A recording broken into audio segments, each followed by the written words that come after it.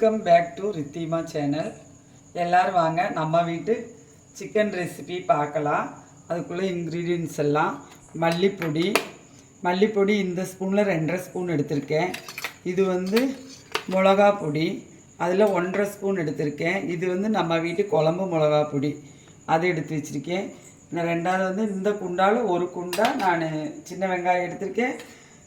பின்ன 6 வெள்ளை பூண்டு எடுத்து வச்சுருக்கேன். நான் பட்டை சின்ன சின்னதாக 3 எண்ணெய் எடுத்திருக்கேன். இதான் 5 எண்ணம் கிராம்பு எடுத்திருக்கேன். ஒரு ஸ்பூனு சோம்பு, 2 ஏலக்காய் எடுத்து வச்சுருக்கேன். இதில் 1 ஸ்பூனு ஜீரகம் இவ்வளோ எடுத்துக்க போகிறேன். இதே ஸ்பூனில் குருமிளகு இந்த ஸ்பூன் அளவுக்கு எடுத்துக்க போகிறேன். வாங்க பார்க்கலாம். இன்றைக்கி இது இட்லிக்கு, சப்பாத்திக்கு, தோசைக்கு எல்லா ரெசிபியோடையும் மேட்ச் ஆகும். வாங்க பார்க்கலாம். ஃபஸ்ட்டு நான் ஜீரகம் போடுறேன். பாருங்கள், இவ்வளவு ஜீரகம் போடுறேன். அது பொரியுது. அதோட ஒன்றாவே நான் வெங்காயம் போட்டுருக்கேன். அதுக்கு பின்னாடி மசாலா ஐட்டம்ஸ் எல்லாம் போடுறேன். கூடவே வெள்ளை பூண்டு போட்டுற போகிறேன். பாருங்கள், இவ்வளவு குருமிளகு 1 ஸ்பூன் இருக்கும். அதில்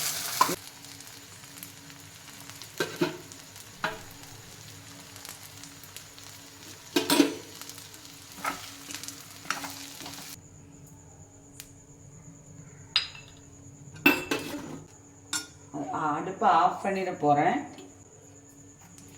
பாருங்கள், இது கரெக்டாக 1.5 ஸ்பூன் தேங்காய் இருக்கும். நான் உங்கள்கிட்ட காணிச்ச ஸ்பூனில் 1.5 ஸ்பூன் இருக்கும். அந்த அளவு தேங்காய் அதில் போட்டு ஒரு திருப்பி விட போகிறேன். ஆறட்டும்.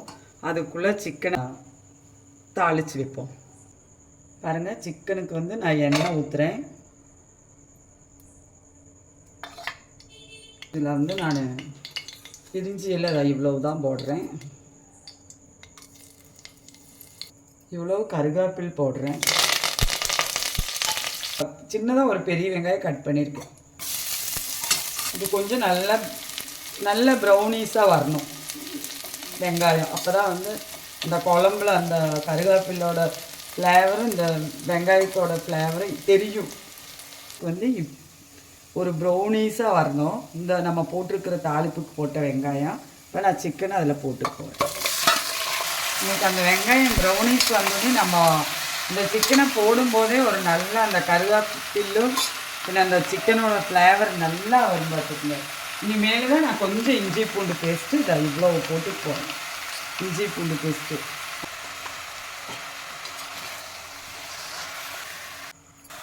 பாருங்கள், தேவையான அளவு உப்பு போடுறது. இதில் சால்ட்டு போடும்போது தண்ணி நல்லா வரும் சிக்கனில். அந்த தண்ணி அந்த தண்ணியில் கொஞ்சம் நேரம் வேகணும்.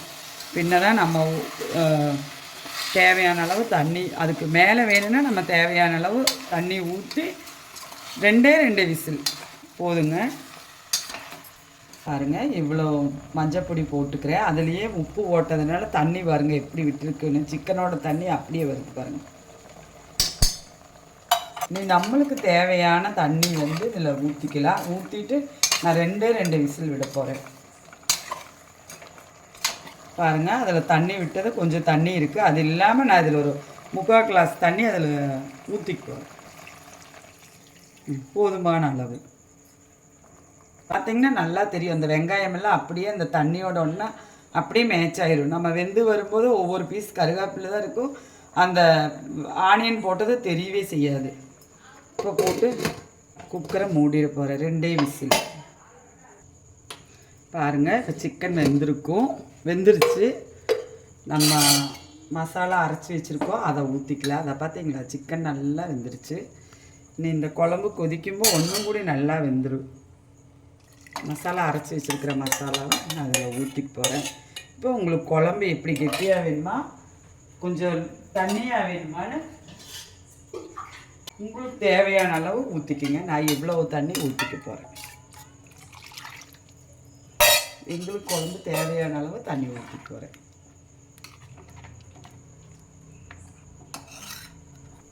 பாருங்கள், இந்த மசாலெல்லாம் ஊற்றியாச்சு. இப்போ குழம்பு நான் மூடி வச்சிட போகிறேன்.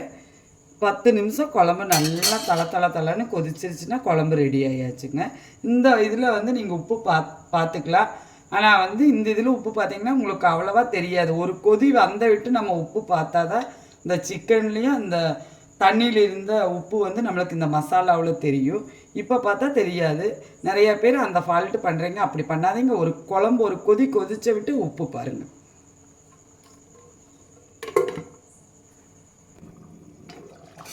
பாருங்கள், குழம்பு நல்லா கொதித்து நல்லா ரெடி ஆயிடுச்சு. அளவு திக்னஸ் நம்ம வீட்டுக்கு போதும். அதனால் வந்து நான் இப்படி வச்சுருக்கேன். இது இட்லி, தோசை எல்லாத்துக்குமே கரெக்டாக இருக்கும். பண்ணியிருக்காங்க. சாப்பிட்லாம். நன்றி, வணக்கம்.